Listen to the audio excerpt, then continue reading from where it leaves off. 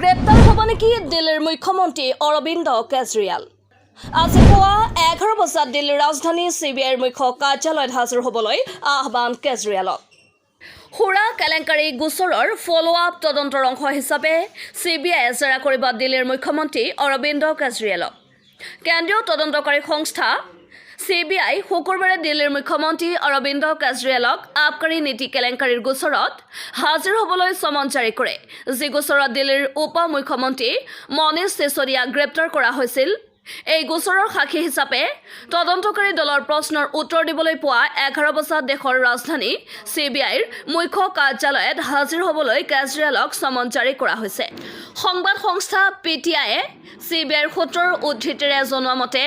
কিছুমান সুৰা ব্যৱসায় আৰু দক্ষিণৰ লবিক কিছুমান সুৰা ব্যৱসায় সপক্ষে নীতি তৈয়াৰ কৰাৰ পৰা সংগ্ৰহ কৰা ধন নিৰ্বাচনৰ উদ্দেশ্যে আপে অপব্যৱহাৰ কৰা বুলি সন্দেহ কৰা হৈছে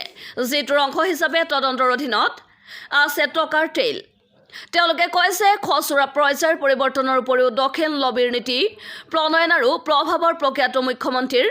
জ্ঞানত আছিল যাৰ বাবে তেওঁৰ ওচৰত প্ৰশ্ন উত্থাপন কৰাটো প্ৰয়োজনীয় হৈ পৰিছে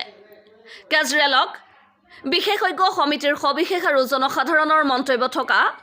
অনট্ৰেছ কৰিব নোৱাৰা ফাইলৰ বিষয়েও সোধা হ'ব পাৰে যেতিয়া নীতিটো প্ৰণয়নৰ প্ৰাথমিক পৰ্যায়ত আছিল আৰু বিষয়টো চিচোদিয়াৰ নেতৃত্বত মন্ত্ৰী গোটলৈ প্ৰেৰণ কৰা হৈছিল গোচৰটোৰ সন্দেহযুক্ত লোকৰ সৈতে তেওঁৰ সম্ভাৱ্য কথা বতৰাৰ বিষয়েও সোধা হ'ব পাৰে বুলি তেওঁলোকে কয় সূত্ৰসমূহে প্ৰকাশ কৰিছে যে কেজৰিৱালৰ চূড়ান্ত ভূমিকা সেয়া সাক্ষী হিচাপে হওক বা অভিযুক্ত হিচাপে হওক একাধিক কাৰক বিবেচনা কৰি গোচৰটোৰ অভিযোগনামা দাখিল কৰাৰ সময়ত সিদ্ধান্ত লোৱা হ'ব বৰ্তমানলৈকে তেওঁ সাক্ষী হিচাপে প্ৰশ্নৰ উত্তৰ দিব বুলি আশা প্ৰকাশ কৰা হৈছে চিচোদিয়াক চিবিআইৰ মুখ্য কাৰ্যালয়ত মাতি অনাৰ সময়তো সংস্থাটোৱে কৌশল গ্ৰহণ কৰিছিল য'ত তেওঁক জিম্বাত লোৱাৰ পূৰ্বে 8 ঘণ্টা ধৰি গ্ৰিল কৰি ৰখা হৈছিল